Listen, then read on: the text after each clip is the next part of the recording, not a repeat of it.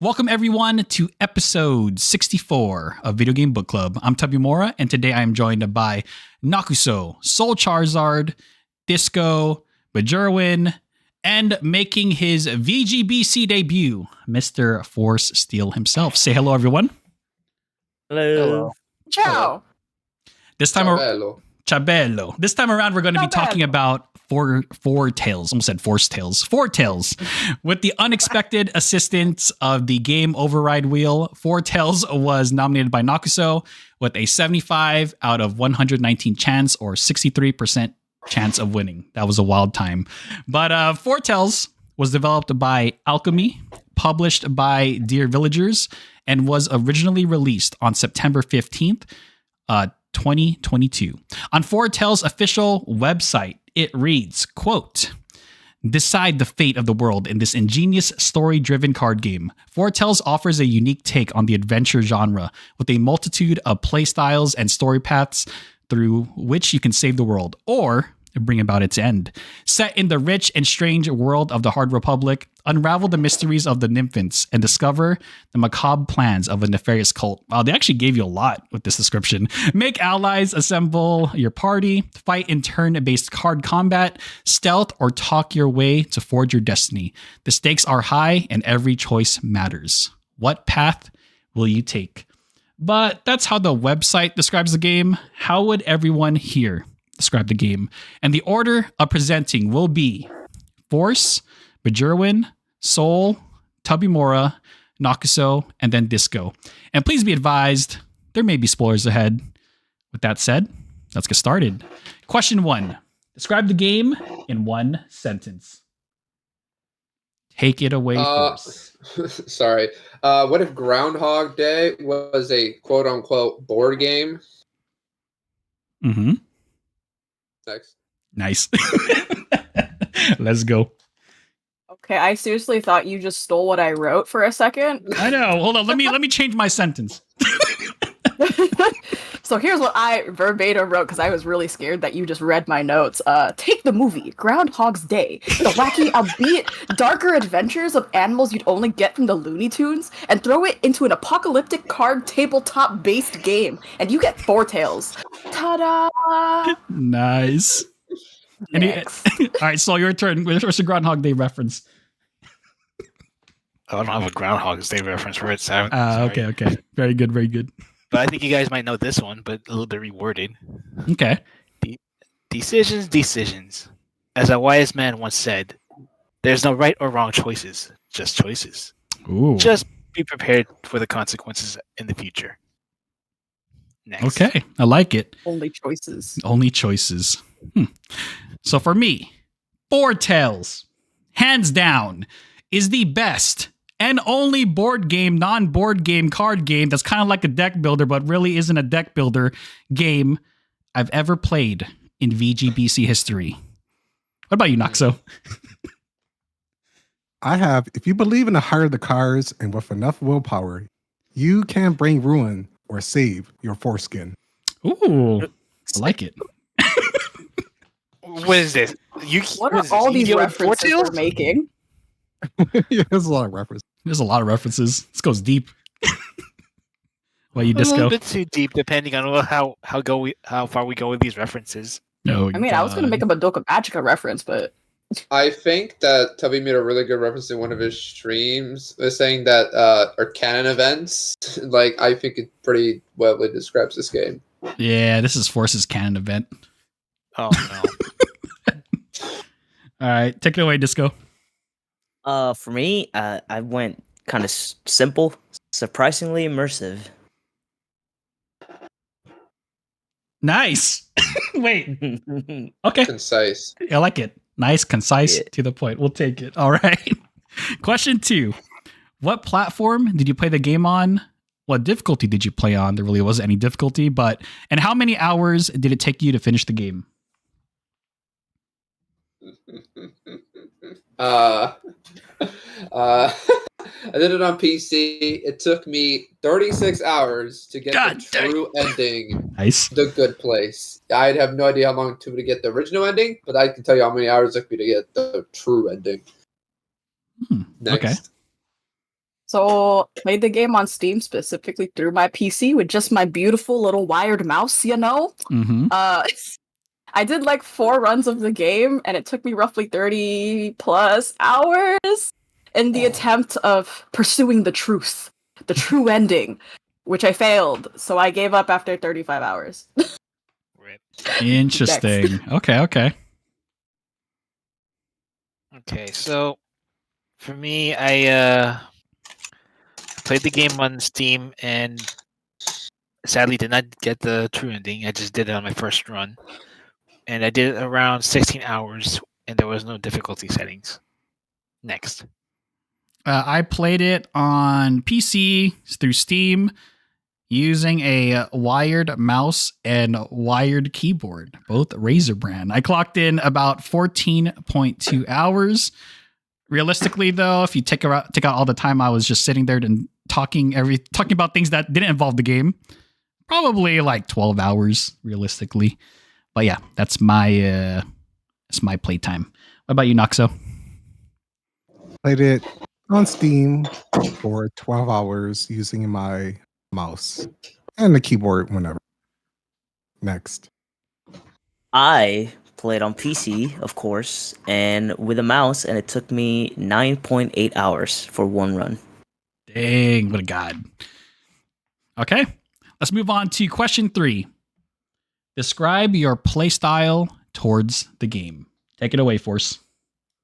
My first run, I pretty much killed everything. I didn't really care. But after that, every single run was me playing as a pacifist because that's just how I usually tend to prefer to play games. Is killing doesn't do much for me. But yeah, it was 1 run of just kill, and then 4 runs of just being pacifist as I got a hang of it and how to deal with the situations and how to properly maneuver them where you don't have to kill anybody.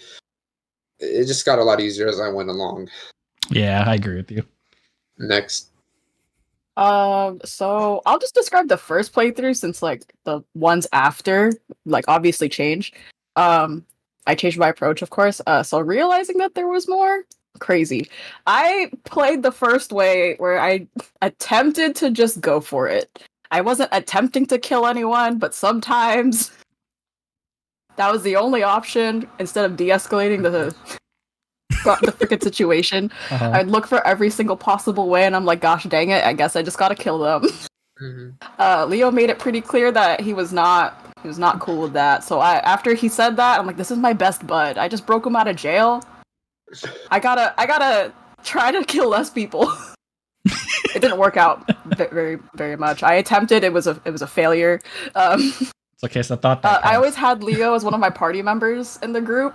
I actually only like recruited like 4 people total my first playthrough, which was like Cars, Pat, and Bois, and of course Leo. I hoarded items, even though the game explicitly said you don't need to hoard items because it like you drop them between missions. But I still couldn't help my habit of hoarding items. And that's pretty much my playstyle, is trying to listen to my party members as much as I could and then hoard items because I need everything. Everything is needed. Next. Okay. For me, I try my best not to kill people and trying to be resourceful. Well, there probably have been a few mishaps here and there. I won't say why or how. Mm-hmm. Ooh, sus. Let's just say I tried my best to not get many people killed at my first run. And and as Bergeron said, I kept Leo around. And as a third, it's more of a wild card, trying out the different characters here and there. And that's about it, really. Next. So when I first saw both Force and Disco play, I was like telling myself, man, I'm going to go in there, I'm going to murder every single one of these people. You know, for just for research and For the science. memes. Yeah, Oh, for the sorry. memes. But as I started playing, I realized that it's a lot more trouble than it's worth trying to murder things, especially when you have very limited resources. So I completely just swapped after like the first level, kind of like similar to what Bajerwin said. I kind of at first I was murdering people, and then after Leo was like, no, that's a bad thing. Don't do that, homie. I don't want you to save I don't me, want man. you to, I don't want you to be a murderer. The I'm like, cost of these lives, bro. so yeah, You're a thief, not a murderer. yeah, I There's a felt difference. bad, and then I was like, okay, fine, I'll stop. So I continued my playthrough with the intention of not killing random people unless they deserved it, of course. Yeah. And I mostly stuck with Volpan, Karst, and Lady Isabubu. But they murdered my elephant. Boo-boo. Yeah, Isabubu, my elephant. But they murdered her, so I was very sad. And my third position, I just put whoever wanted to join. And that's kind of what happened. Wait, Um, what happened to the elephant? They got her, man. The tentacles got her. Yeah. They strangled her. It's and crazy drag that her a into the tiger water. is telling you not to kill a lot of people, and you're Yeah, a bird. I miss Isabubu, my You're elephant. not any Shoebill, bird, to okay? be precise. You're a shoebill, okay? I know, not just any bird. A shoebill stork bird. But Exactly. Believe that's me, I know my my thing. birds. That's my thing. I'm gonna pass it over to Noxo. Oh, I went on a kill streak. I was playing Call of Duty, but I did play passively after Leo told me not to kill. But then I started killing again because Carson was like, I want to fight. And then the narrator said, yes, kill them. So I went back to killing again. So I had everything chasing me. Pirates, thieves, guards, the infested, everything wanted to kill me. Nice. Cities were fun. burning down. I don't know about And, the but I'll say my father. So we're good. That's all that I made matters. up for it. Just because a whole city and 1,000 people probably died during that. It doesn't matter. But it's okay. It's all right. Because second time around, I actually played the opposite and I rarely killed people. I usually had Kars, Leo, Pat and Bois in my party. And then the second Mhm. run, I actually saved not saved, but I got Isabeau, which is super useful. And I wish I had Nice. her like in the first Mhm. run. Talking out of the conversations, like you said, Tubby, is much easier than fighting. Amen. Which is unfortunate, but Yeah. anyway. That's what I did. How about you, Disco? Why do I feel like there's some murders? You guys For were myself, first of all, Buns made me kill everyone. Yes. Dang. Likely Called story. out.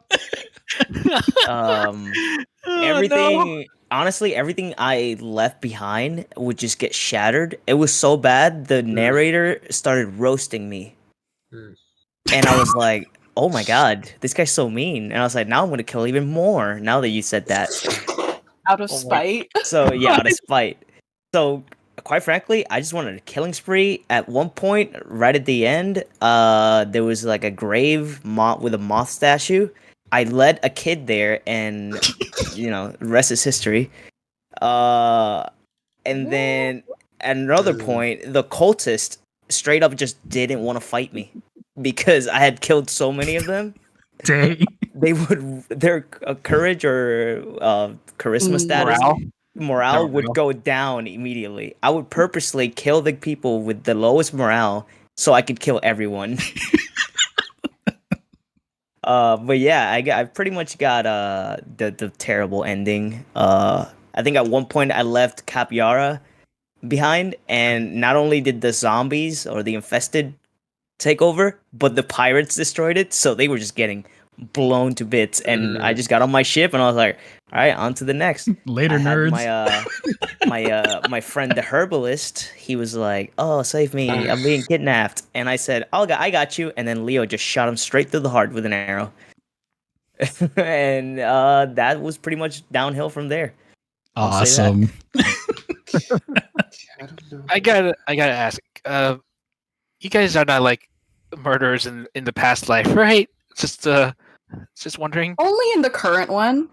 Yeah. Question 4. What is one thing you like about the game and why? Take it away, Force. Wait, one thing? Yep. Only get one. Oh, I'm gonna say replayability for me.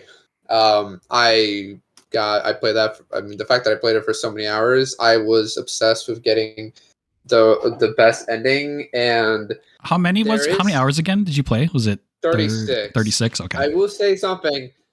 There are canon events in this game that you can't do anything about. Eisenberg's gonna fall. Capybara's gonna fall. There's nothing you can do about it, and I spent so many hours trying to make sure that I could. But the game does tell you can't really do anything. Even in your first run, the game, like, there's not much you can really do about it. It's about like stopping the cultists, and it even says in the end of the narrator, I don't know if I should say who it is. I know who it is. Says it's about the cultists, Volpan. And that's pretty good. Yeah, the times I heard the word Volpan. Should I say who the narrator is? I mean, if everyone doesn't mind here, you guys good? Yeah. If he just reveals it? Yeah. It's Timothy, and the Timothy is the Nimefant, and that's the character you get after you do 4 runs. You just get him, and oh my god, he's so broken. You get things done so fast. He has a card that lets you take any item you might need. Like, hey, do you need to get the laissez-faire documents to copy the liar? He'll give it to you immediately. You don't have to go around. You can grab any card in the back of it. You can put it in front of it, and you just immediately end it. If, like, say you're trying to escape Capybara, you can just grab that card, throw it in the front. There's another character that can do that, and that's the horse, if anyone knows what I'm talking about. Yeah. Yeah, the horse has that same thing, but imagine having that from the very beginning of the game. Dang. And what the thing about Timothy / the Nimefant is that he does damage, and he also tanks hits. So pretty disgusting, and every single run on my last one, I used them because there was absolutely no reason to not bring him to every single one of them. I mean, with those kind of skills, So my team were just like, I mean, there's not much leeway on it, and a lot of the missions are forces you to take a certain unit, and that's probably good enough. Next. Okay. Real quick, because I'm just like, I think you can get Timothy after you just do the cultist route, because I got him right after that one. It didn't take me 4 runs, so I think something around that. I don't know. That's interesting. Okay. Yeah, because if the first ending, he's like, the cultists are the key, Volpan. You know how he says that? I was like, okay. I ignored the cultist the second run. It was the third run that I actually did it, and then he shows up, and I'm like, well, hello there. Maybe I did do it that way because the ending that I got with the cultist is I duplicated the liar, and then like the world then after, that was like the one right before he came. Yeah, imploded because everyone died in that ending. Yeah, the best ending, the true ending. I'm just kidding. Anyway, I just wanted to clarify that to see if anyone else related to that in the game. But something I did really like, and this was the first thing that I was like writing this down, write it down. I started writing every single moment that this had happened, but this game has got puns. The world is ending. The more attempts you make, the more insane you get, but there's always time for at least 1 or 2 puns based on the animals. And some of them, like one of the examples that was like when Timothy, narrator, Noctomoth, whatever you want to call him, he talks about an enemy using a human shield. He corrects himself saying animal meat shield because, there's no humans. Rodent shield instead of yeah, something like that. Instead of human shield, he changes it. He's like, oh yeah, sorry, blank shield. Karst makes a joke about guerrilla warfare, but as a gorilla. The snake mentioning, I would do that if I had legs, but obviously snakes don't have legs. So like this, it's just got the writing, right? It's got puns. Mm-hmm. It's got memes. It takes from pop culture, and it's like, wow, the world is ending, but you know what? It's not too bad if you can get a laugh out of it. I love Easter eggs in video games, man, and this was like, okay, this is for sure the one point I have to talk about is all the stuff they mashed into this, the dialogue, anything, just every chance they got. I don't know if anyone saw the dog meme where he's just sitting in the tavern full of fire. Yep. Oh yeah. Wait, which one is this? It's when you're trying to recruit what are they called? The bladesmiths. Oh, you have to do some stuff, start a riot kind of thing, and then there's just a dog sitting in the middle of all the chaos, and it's adorable. About to your meme. reference thing, if you do a perfect trial, you get an Ace Attorney reference where you Yup. can use it to dissuade anything. I used it on saw the Ink Blood. screenshot of that too. Gosh, Yeah, dang yeah. it. Yeah, you gotta do Yeah. a perfect trial. I mean, like Force said, replayability. It does have a lot because like every time I go through, I find a new Easter egg that I wouldn't have found if I didn't change my choices, you know? So I just love the attention to detail they got here. So Soul, what do you like about the game? Honestly, I just like the art design. It's The birds. Yeah. Oh. yes, the bird too, but Jerwin. I mean, just like this, the artistic style, and the card, and just like the characters, how they're drawn and stuff like that. Mm-hmm. It is cute. I do like it. Yep, it does. Something I want to learn more from a bit, and I'm planning on getting the art book out of it.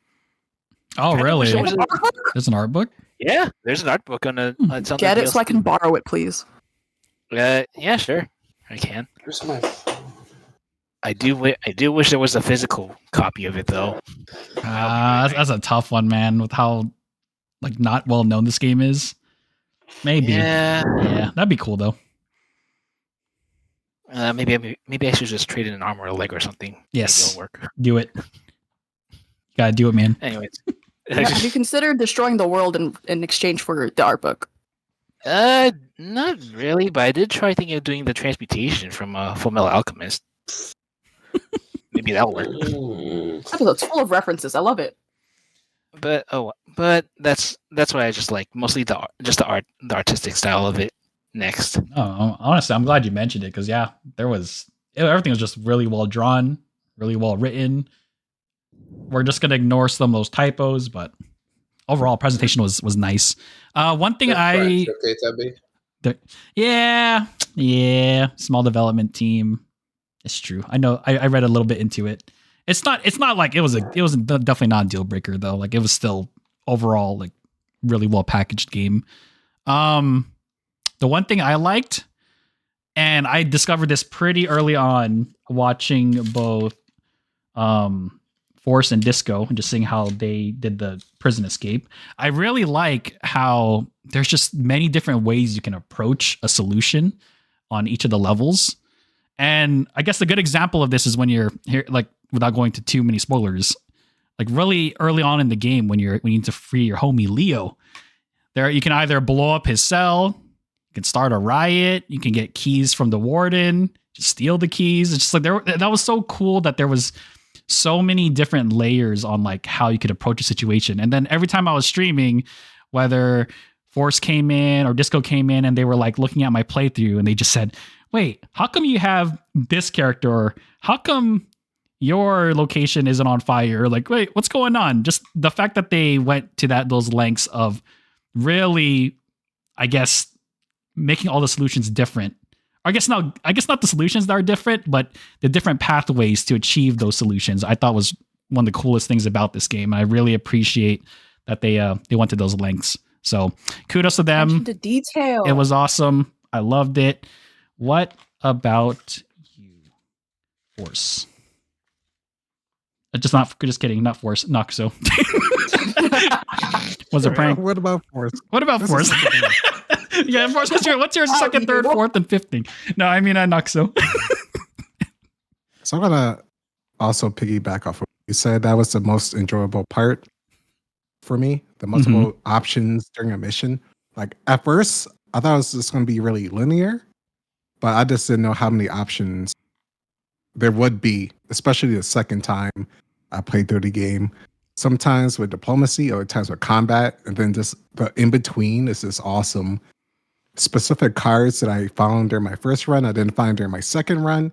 And it was always a surprise to just see references or other things that would help out, or like even like items that I didn't use in the first against certain enemies, like the fire bombs. I didn't really know about that much, but besides like the end. And then you can like get those really early from specific things. Just choosing that path, I think, is super cool.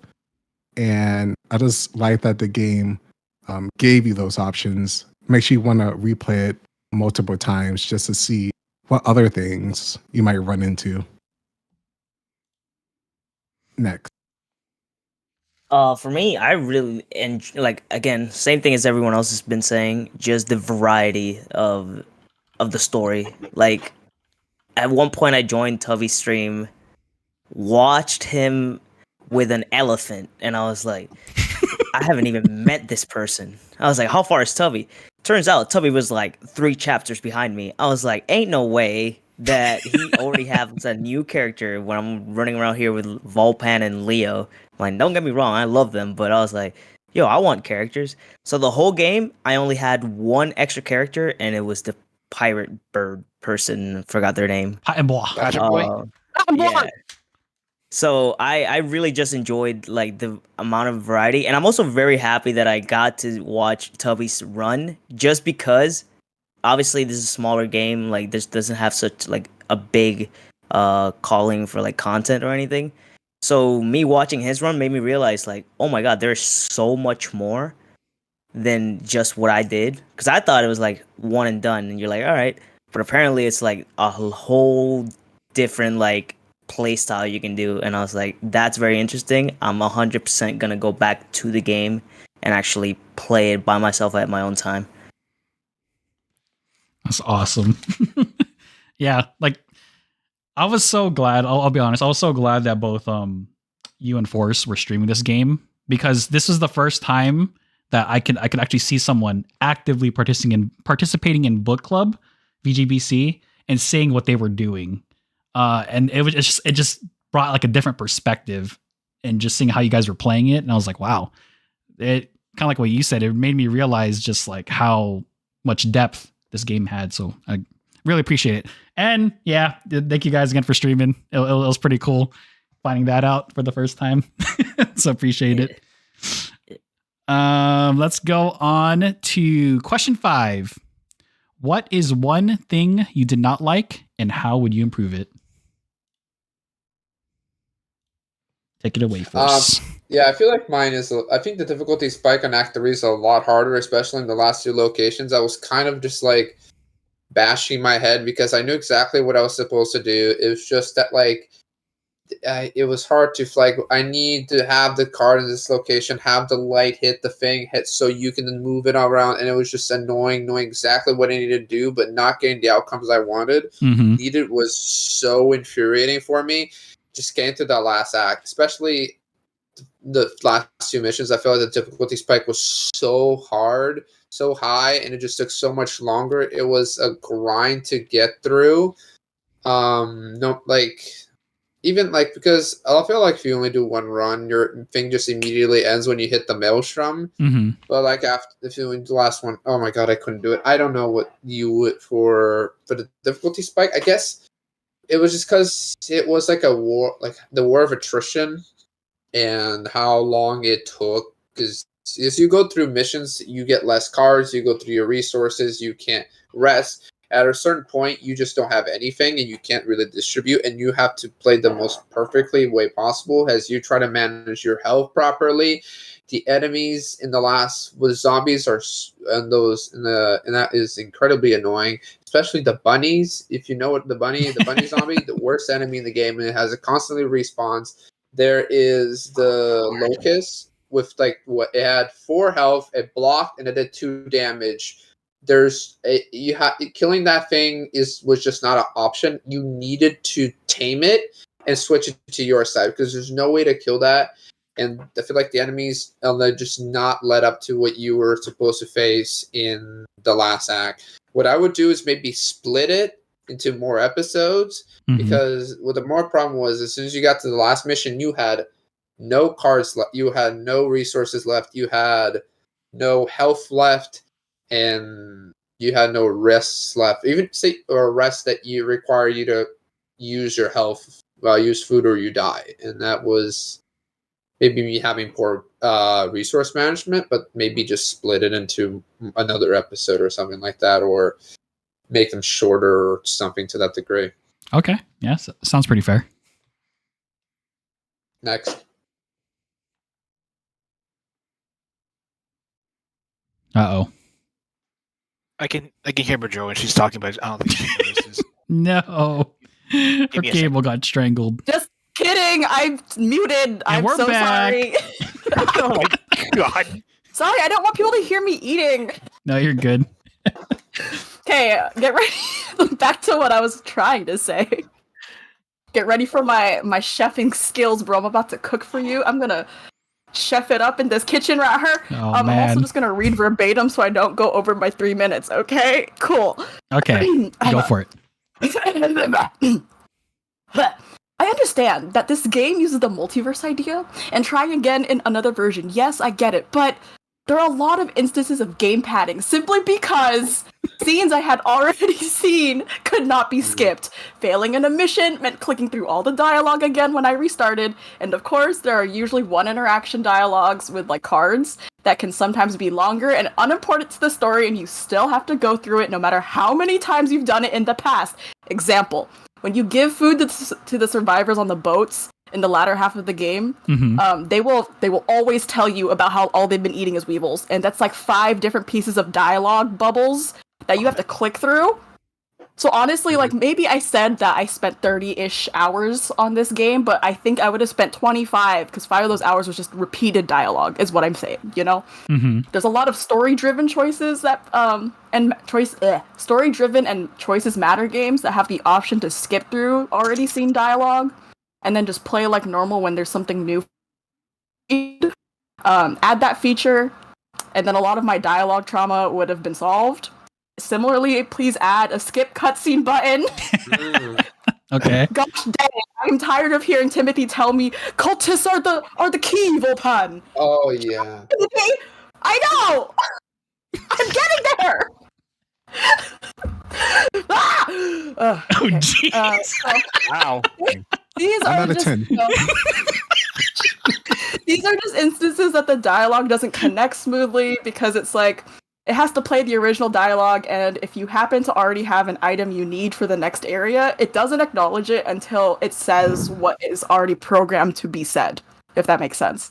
So, like, another example would be I accidentally made the dark and stinky way early because I was just throwing stuff in a pot, seeing what would happen, and I'm like, huh, that's weird, that's cool, I'm gonna hold on to this because I have no idea what it's for. Turns out I needed it for the next area. But they still had to say, oh, we should go find a chef to tell us how to do the thing. And then Volpan just goes after that whole dialogue, goes straight into, voila, I did it. And I'm like, gosh dang, this kind of, my immersion was broken for a second. Not even a second. I had to like take a step back for an hour to like eat something else or something. Man. I was just like, dang. But yeah, fix the skipping options and just, you know, there's so much attention to detail that when it came to the dialogue issues, I was like, there's no way that this is my biggest issue with the game. How is this my biggest issue with the game? Otherwise, great, you know. Anyway, I'm dinner is served. Thank you. Next. And you did clock in like 30 plus hours, right? Yeah. It makes sense that those issues would get amplified then. I can imagine it would have been crazy. Yeah. Yeah. I didn't so read for any you dialogue and anymore. worse. I just spam left click. So I was, Yeah. the It made only me feel bad though, because I love the game. Otherwise, it was just stop telling me about the weevils. I don't already need to read know it this what you're 4 eating. times. I don't need to read it a 5th time. Yeah. Exactly. I was the only one that had that kind of issue when, like, at the start, like every level then, huh? Or like restarting it. Yeah, no, every time you have to restart an area, it like does all of that dialogue all over again. Basically, every time you meet Karst in the beginning, you always hear Timothy say, the great Karst, or whatever. And I'm like, do you have to introduce him every time?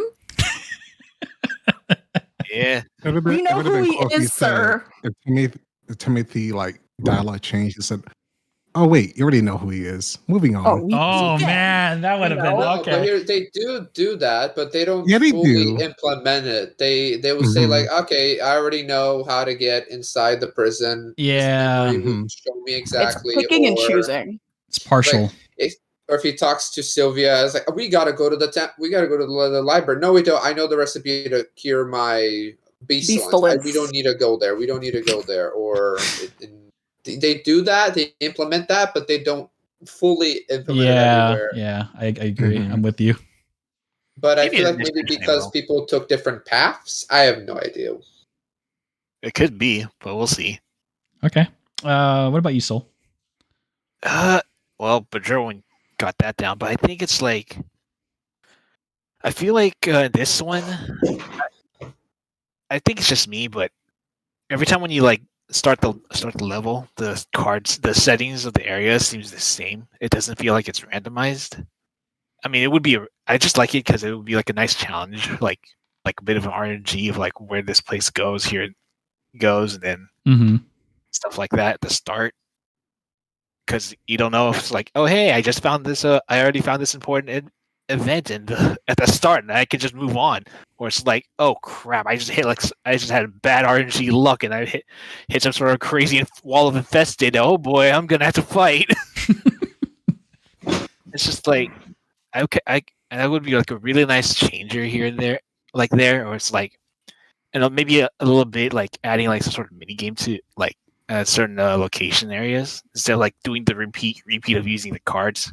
Mm-hmm. Cards like just like stealing or just using fame and stuff like that. Maybe you can just like play a mini game, just move on to another area and get rewards out of it, or just like get some sort of a penalty debuff or something like that Mm-hmm. in the location, and just move on and see if we can get something better out of it next time, or worse depending on how bad your RNG luck is.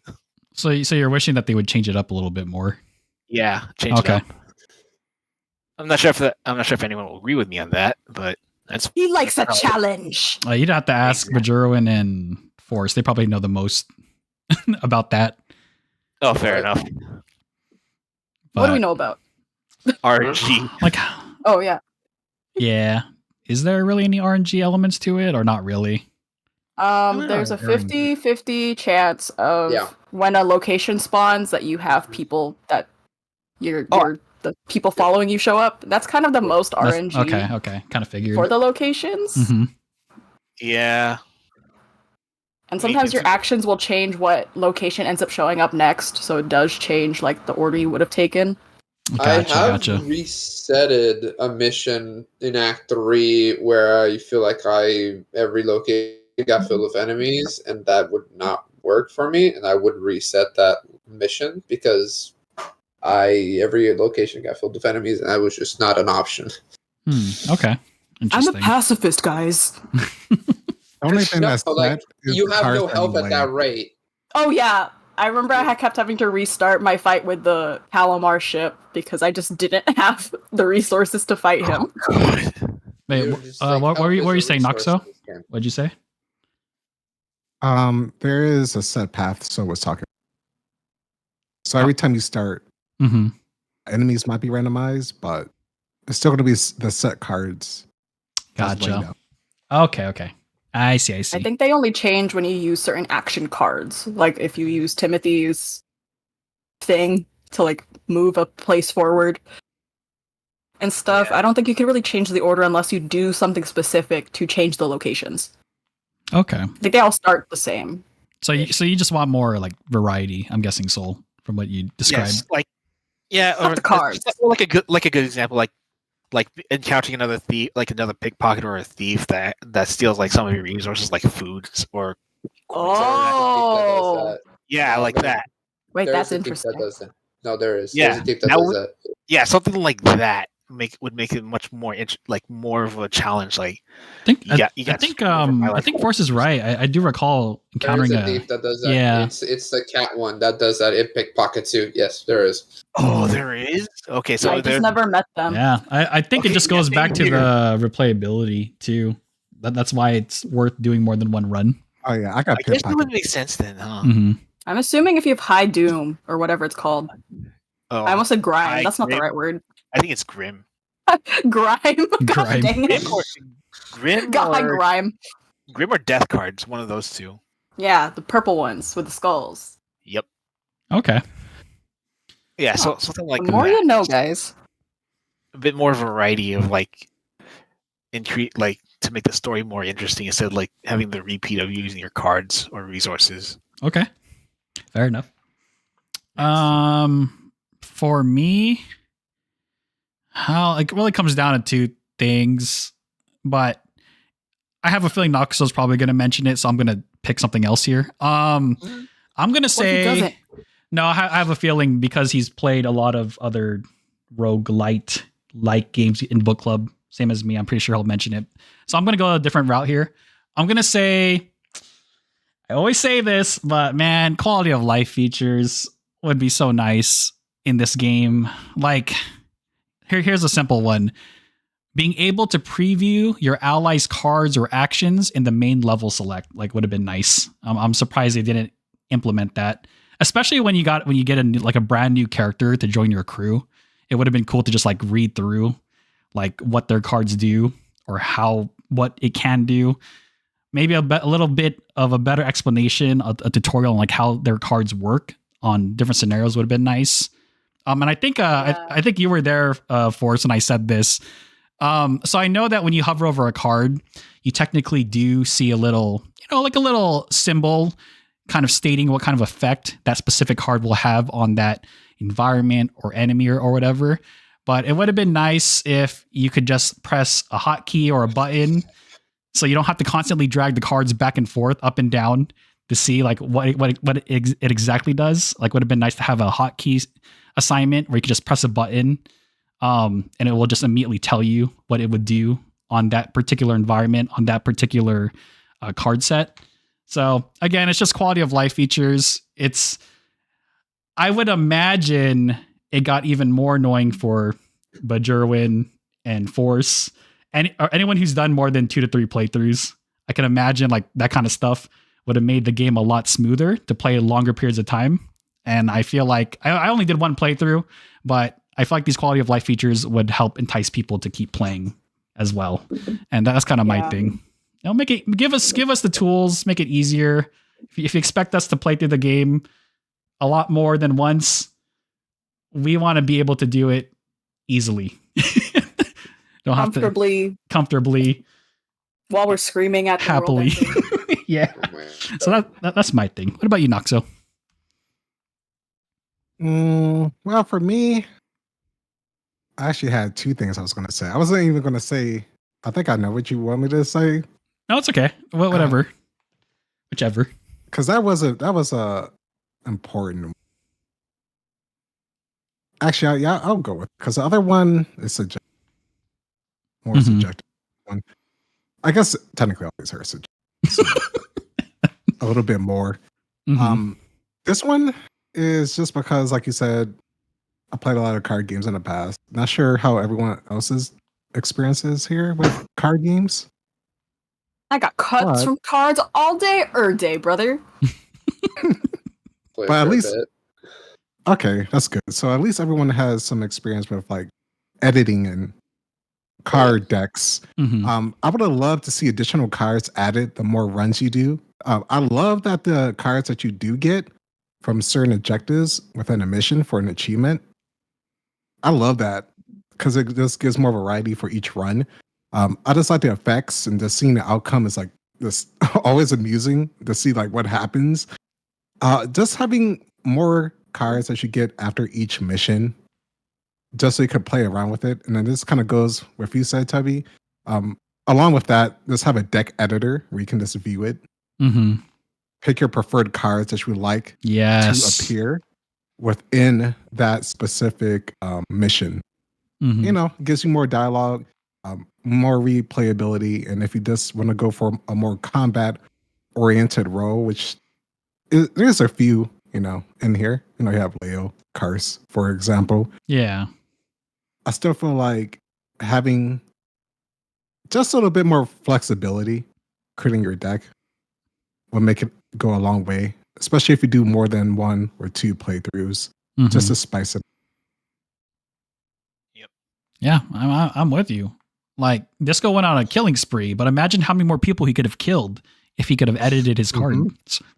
Exactly. And only have the bow and arrow card from Leo. Yeah.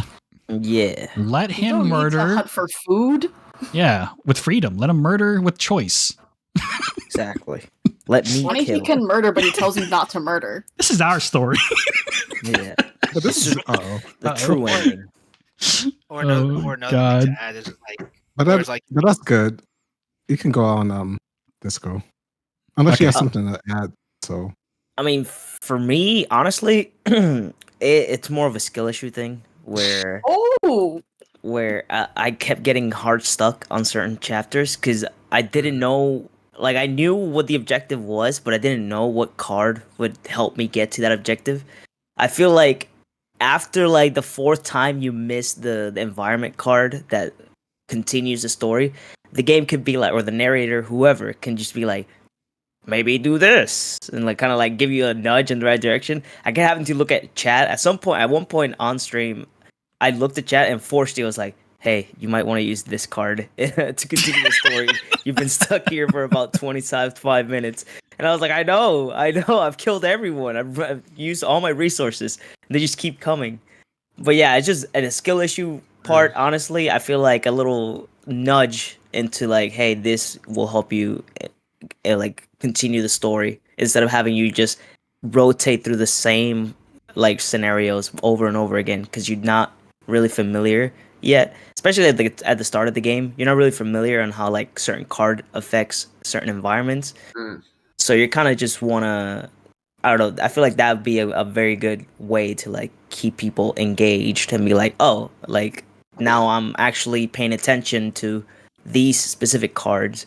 I thought this card specifically only meant like I with this one card which like you steal something, right? Like the Volpan card where you steal something.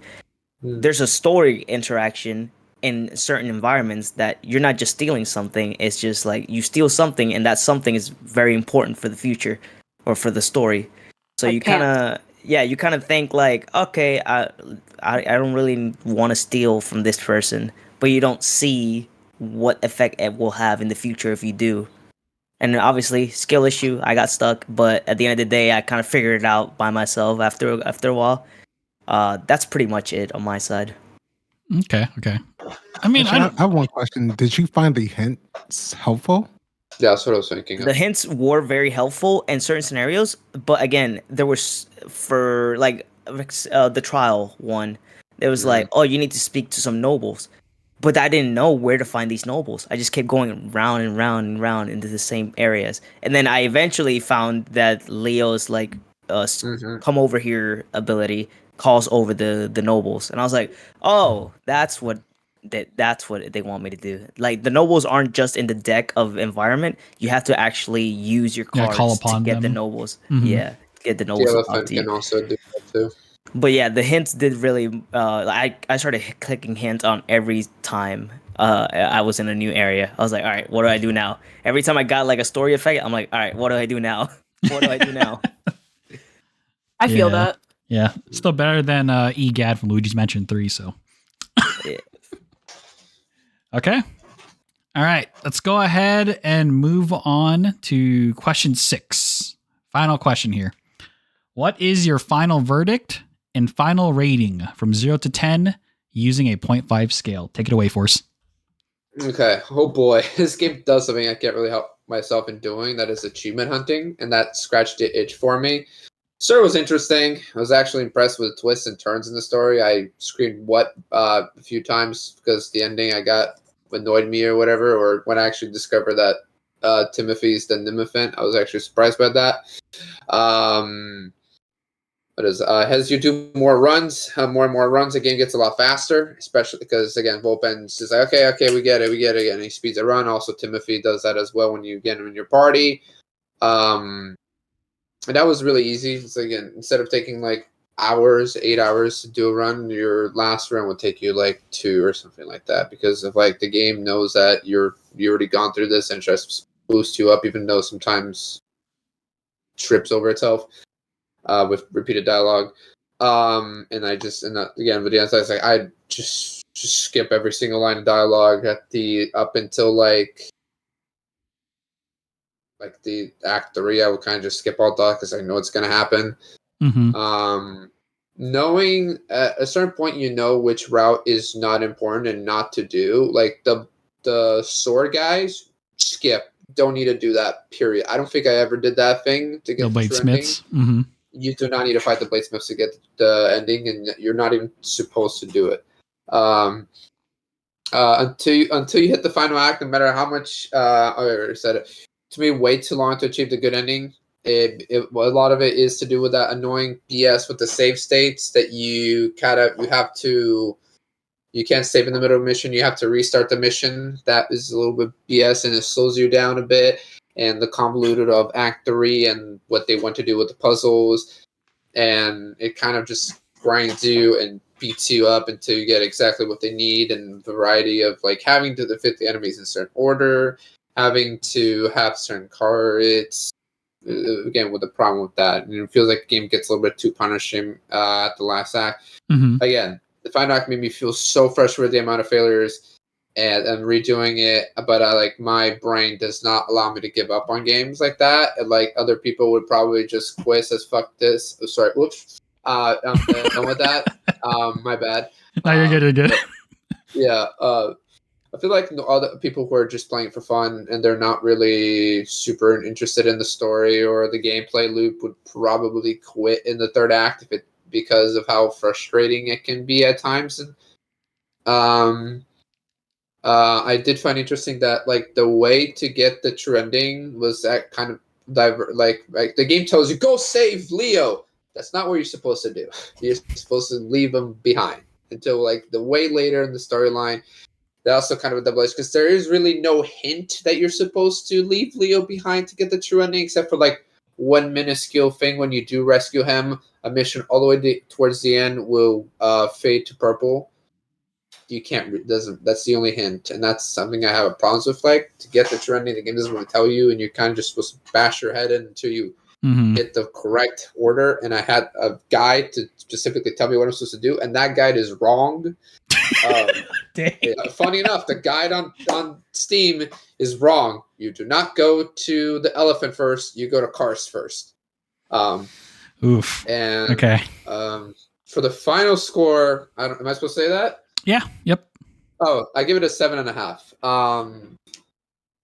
It's just that if it wasn't for like how annoying the third act was and the save states being whack, I probably would have given an 8, but that prevented it from me giving it a higher score.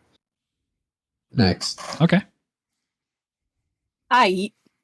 So, I don't know many games that spotlight birds as the main character, nor do they choose a less common or popular bird with prey and predator allies that would make for a feel-good Disney movie.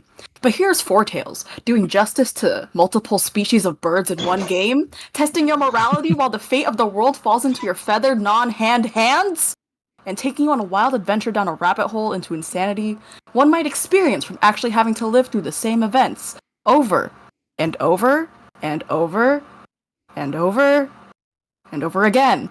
But I'd do it again if it meant that I could make the bard sing some raunchy songs in the middle of the city, if I could save my dad from the Beastalins all over again. The story and style of the game kept me hooked, and I did multiple playthroughs organically before I started to look into how to proceed the story in a different way, to like a different ending. But as we talked about earlier, nothing matters. And yet I felt the weight of my actions every time. And that gives an 8 out of 10 for me. Okay. Next. Okay, so it was my first time playing this kind of genre where it's like both tabletop D&D style and cards. And I kind of like it. I love it. The story itself feels so simple, but the way it went around it was nice with the different choices to go through. And while there's some issues here and there that was already mentioned or not mentioned a lot, I like the art and the characters, even their personalities. I'm gonna overlook it, and I'm gonna give this game 9.5 paths out of 10 paths. All right, let's go. Shoot! For one playthrough! I rest my case. He rests his case, dang it. He cooked, he served the dinner, and we are eating it now. All right. Whew. Okay. Look, you told me with the art, okay? It's nice. No, I mean, the artwork's amazing. So I got you. All right. So for me, similar to Soul, this is my very first card style video game. I don't know.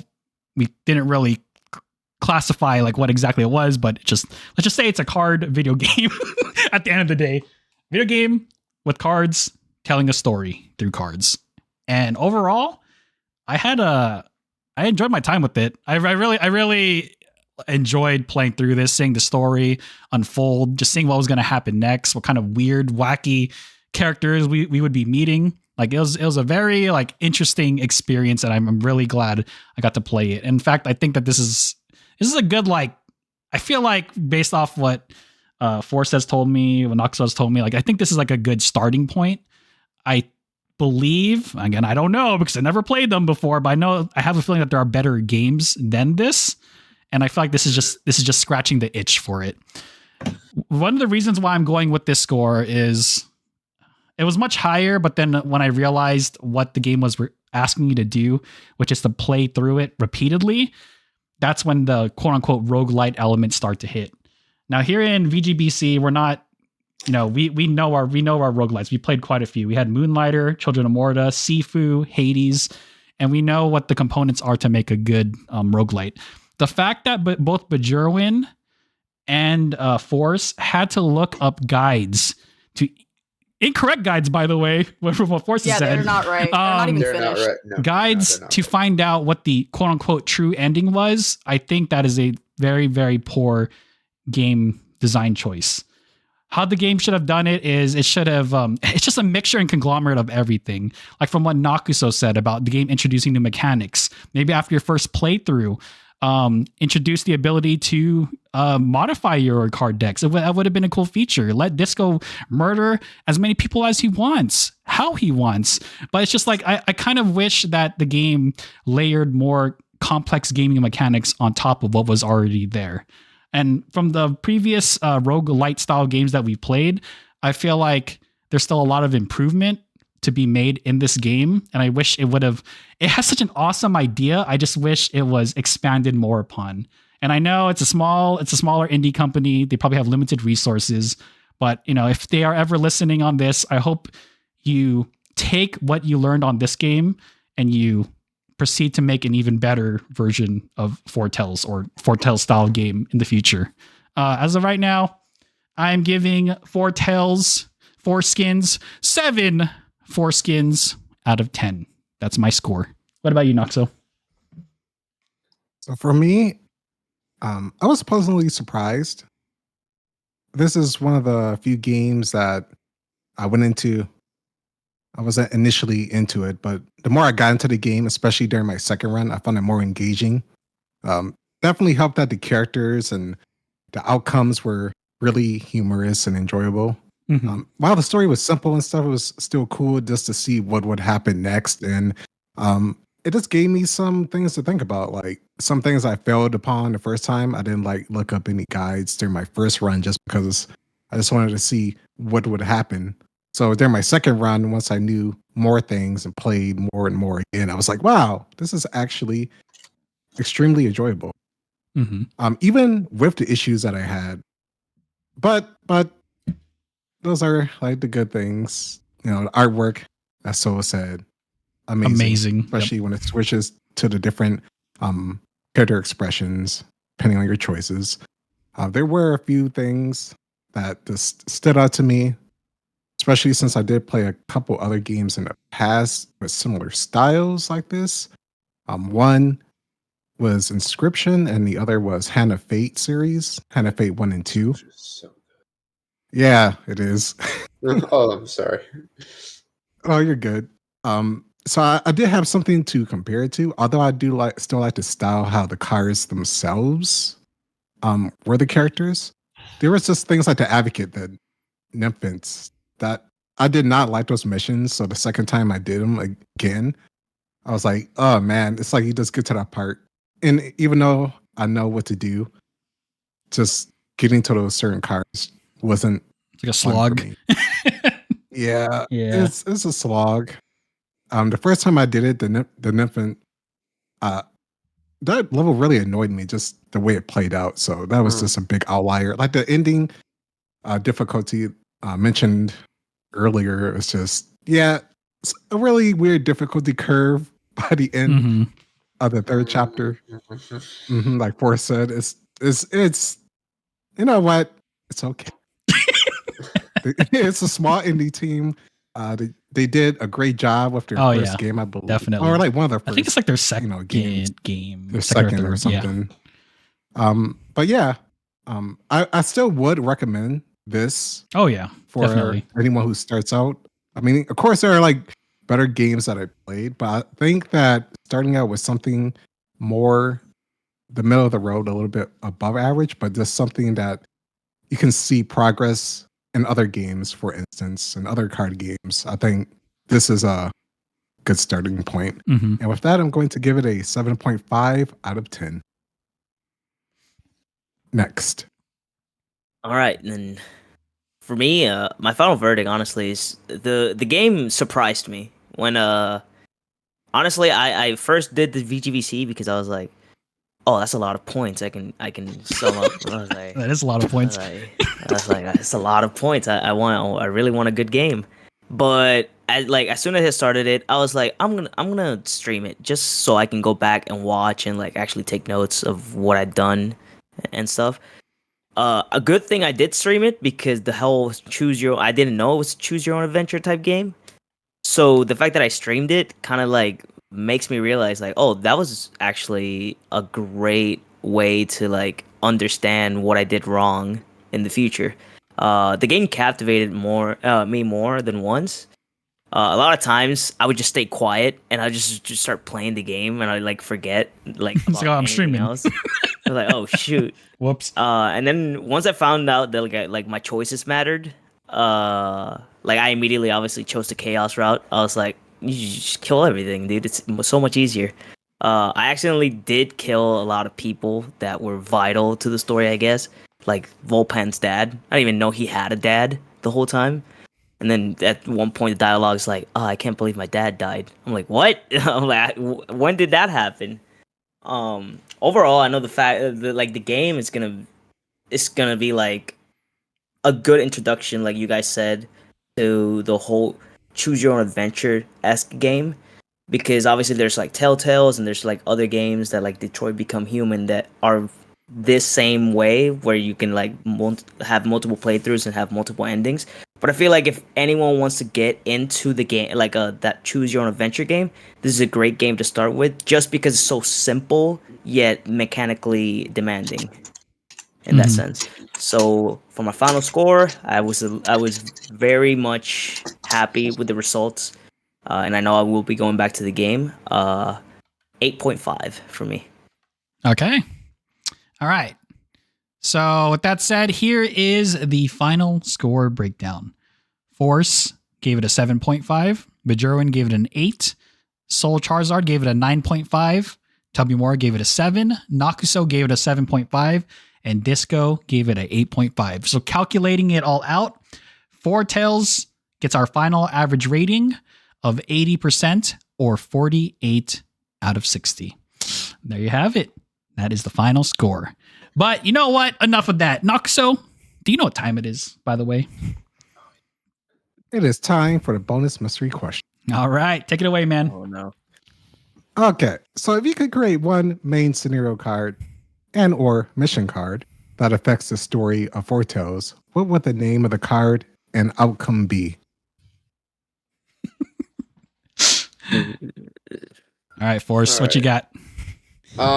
So what I felt like was there should be like maybe in the after you do like 1 or 2 runs, there should be a mission where Timothy just pulls you aside or something like that. It kind of just gives you a relic that lets you jump around or jump around locations that could just make you go faster or just skip because you know what you're supposed to do, what you're supposed to take, and it just skips you to a certain point. Or maybe if you're trying to go for a specific route, so you're trying to do the cultist, you can just skip to a certain location, and then the game assumes what you're going with and gives you what you need. And the relic, I relic was, oh god, I closed it. I can't remember what I even named it anymore. Uh-oh. Oh my god. Uh-oh. It was named after the Norse god, and he had a harp, and that was because they like to use music as like the 3 instruments are very important. So like, why not? There's actually a secret 4th instrument that lets you jump around time or whatever, because again, multiple realities is an important thing. And again, it's something to help streamline the game after doing multiple runs, make it go faster and go for endings you didn't have before. Yeah, next. That's it. That's cool. Nailed That's what I it. got. Let's go. Good job, man. I'll look for what I called it. All right. What about you, Bajoran? Okay, so I called my card the supporting cast. 'Cause all of the cards are named the something, Mm-hmm. and this is also secretly a reference to Oran High School Host Club. If you know, you know. Oh, I had to boy. cut out one word though. And this card basically, or like this mission, would allow you to run into NPCs that, assuming this is like your second playthrough and onward, you would be able to run into NPCs that you either already have seen or would have seen based off your past playthroughs, just so that you can sort of either skip over some missions that you don't actually have to be there for, but you still want the stuff from it. Like, maybe you still want the card added to your deck because you can only get it from that mission, for example, or whatever. Or like Mhm. maybe you need to forge more stuff and you want to go find the forger lady again.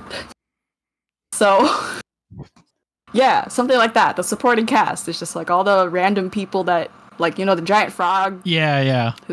stuff like that. If you want to get something that you missed from another mission, or you want to skip that mission entirely, but you still want to get the goods or like get that information and just skip through it, it's just sort of like bam.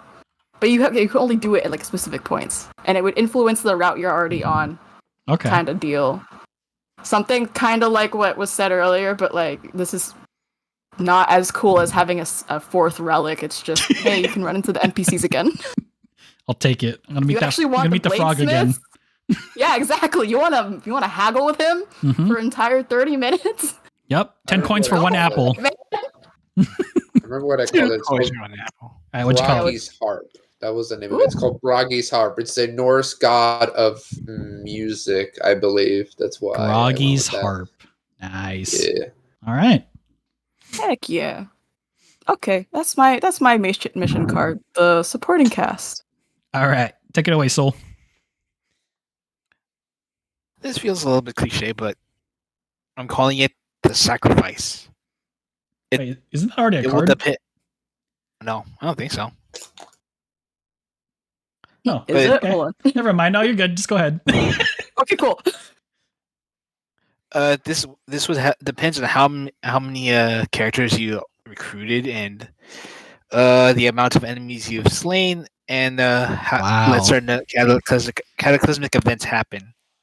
And somewhere at the end of the game, if you're like getting and you're like the maelstrom has already happened, but not happened just yet, you have this one opportunity to at least sacrifice one of the teammates or yourself to end to prevent a cataclysmic event. You have to go to this certain location to do it though. That's a thing that you can actually do in the game. Yeah, that's an It's achievement, I Yeah, think. it's an achievement. Yeah. Are you kidding me? Yeah, man. The mission that you're supposed to save Leo later on, he's supposed to be sacrificed, and you could save him, or you can. But I'm No wonder it sounded so familiar. I was like, oh my god. Well, Yeah, I was that's like, I'm done. then. pretty sure. it's okay, man. I'm gonna go look at the achievement. No worries. Hey, you had a good idea. I like They your also idea. thought it was good. Yeah, so That's why they used it. the fact that your idea made it to the game just shows how good it was. Yeah, see, Yeah. you're doing better than all of us because Yeah. yours is in the game. Yeah, It's the same thing though. If Yeah, it's already it's there, called what's the point? Dark. It's called Dark Volpan. Spared the end of the world to one of your friends, or I think that's what it's called. Nice. Something like that. Yeah, it's something like that. It's But imagine, It's like Soul, if me. it wasn't in the game, that would be pretty sick. I mean, it's not obvious if a lot of people do save Leo in the beginning. So Yeah, it's not yeah. like you would have oh, known. it's super not obvious. Oh, Like so- I could not. I only found out like 3 hours Oh, ago no. when I was playing my last playthrough.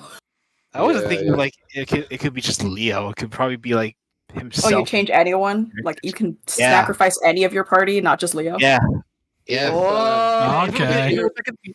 If you Okay. like, if you like, if you made like a really good bond with with those characters, Mm-hmm. and it's like they want them to move, like they want them to like live on and have a better life or something like that. Say you're doing the cultist path. One of the guys is gonna he takes your ally hostage and he holds it. You can kill your ally to prevent the world from ending because he wants you to give them the harp that you have or the lyre that you have or whatever. He wants him to give it. You can either say not give it to him, which is that way you kind of have to kill your ally to get to him unless you have enough points to do the same thing you would do earlier. But again, you can sacrifice your perf made to prevent the war from ending, from what I believe. I could be wrong, Huh. but You could sacrifice your dad if you save him. Why not that? You know, your dad's like, "Hey, F your son, dad. You can do anything. thank you for saving me. Let me give back. Sacrifice Oh, myself." It's just like secretly, just like, hey, there's something I need you to do for me. Hey, Dad, you know how you said you'd do anything for me? No, that's what the dad saying. That's just like, hey, I need you to do something for me, and then he just like as the dad just walks away from the group, and like trying to prevent like doing something else.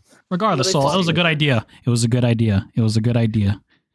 It was good. Yeah, but sorry, I guess It's okay. It's so good. It's so good. It's in the game, man. It's okay. Yeah, the but sorry- idea is implemented, but not the way you said it. I feel like there's Yeah, something yours like is that. different. Yeah, yours is better. Mhm. I don't know. Yours involves choices. There's no right or wrong choices. Only choices. Yeah. You said so yourself. Yeah, that's true. And it's looped back around to the beginning. And that's what I call callback. Let's go. Sounds like irony. It sounds like irony or hypocrisy at this point. Yeah, like what Meat said. I didn't see anyone else's ideas get implemented into the game. Oh yeah, me? Well, at least. Got him. You got me, meat. So he said, good job, Soul. Good job, man. Next. All right, mine. I don't freaking know. I made something up just now. I'm just gonna say I kind of stole this from One Piece, and I just like this term. So this card, the card will be called the Darker and the Stinkier. Here's the scenario. I don't even know how this would be implemented to the game, but I don't care. I just thought it'd be funny. As you're sailing the seas, a pirate ship called the Great Gourmet, led by Captain Gumbo, the cooking hippo. Sure, why not? Let's go with that. And his crew of pirate cooks board your ship, and they challenge you. They're disgusted by how you've been eating, because you're not eating the finest, you're not eating the winest, you're not eating the dinest. They want to see you eating like top 5-star meals, and they don't like that you have a bunch of people who don't know how to properly cook. You got intern cooks. You got people. You got a person in your crew.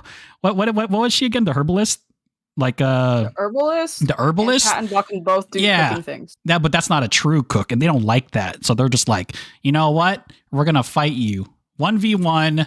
All the ingredients in the game that you've come across. Let's see what you can make. And then if you're able to do this quest, sure, let's just make it a side quest. I don't know. You unlock better cooking skills. Why not? And Sylvia is just a better cook in general. And that's You the multiply story. the stuff. Yes. You can now combine an apple What? and a toenail, and you get a burrito Ew. for some reason. Why Ew. not? But that's Ew. mine. The Darker and the Stinkier. It's just a cook-off. That's good. I think it'd be pretty I funny. like it.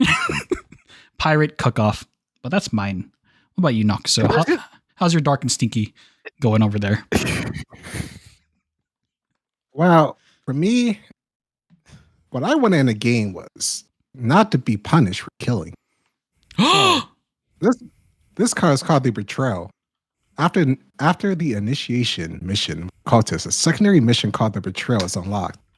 This option can only appear if you don't save Volpaine's father and have a high grim kill count.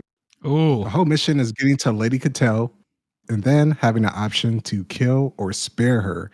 If you that's a spell. If you spare her, you'll get her as a party member, and then she'll reform, giving you access, to cultists as allies. But if you decide to kill her, then you become the leader of the cultists, leading you to the absolute worst end ever in the game. Oh my god, this is Disco's favorite route that doesn't exist. Yeah. Yes. This is Disco's route. Doing this not only changes the cards in everyone's deck to be more lethal, but most of your party will leave you and become future enemies within that run to stop you. Yeah, who cares? So certain characters that kind of leave, certain characters like Leo would leave and good riddance. I like it. You also gain access to 2 new characters down this road. So I just thought that'd be kind of fun. That does sound like fun. That sounds your good. Allies becoming enemies if you go super high grim, because they'll be like, man, I don't like you doing this. And then well, too bad. I think that'd be a fun route. That's awesome. I like that. Okay. All right, Disco. What you got? Time to cook. So I went with something that falls right in through my alley. It's called The Orphanage. Yes. It's not as bad as it sounds, what it does. So you need to have 20 Grim on a certain scenario. You need to stack up 20 Grim, and you spend the 20 Grim, and you basically threaten every enemy so they can they immediately their morale goes down and they escape. You can't recollect fame, so you can't be famous because you're infamous. To be fair, you're like threatening people. And the whole run is kill whoever won't back off. Like guards will back off because obviously guards are scared. But like cultists, bandits, pirates, they will still fight you. The infested, they will say fight you. But there's a lot of scenarios where everyone will be not willing to help you because they know you're infamous for, killing and everything else.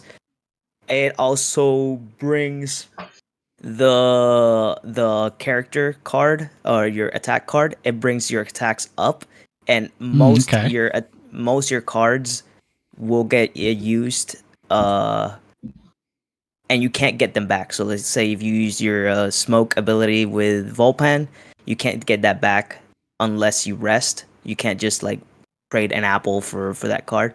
Also, every time you rest, you get sneak attacked. So people are going to constantly be trying to kill you while you're resting. Dang. Like it. That's I like death. Okay. Perfect. Awesome.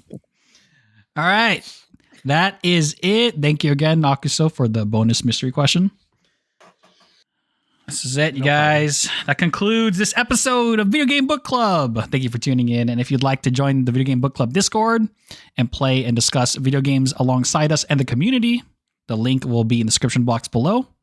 With that said, take care, have a good one, and we'll catch you in the next episode of Video Game Book Club. Say goodbye, everyone. Bye. Bye, everyone. Yeah. Ciao. Ciao, Bella.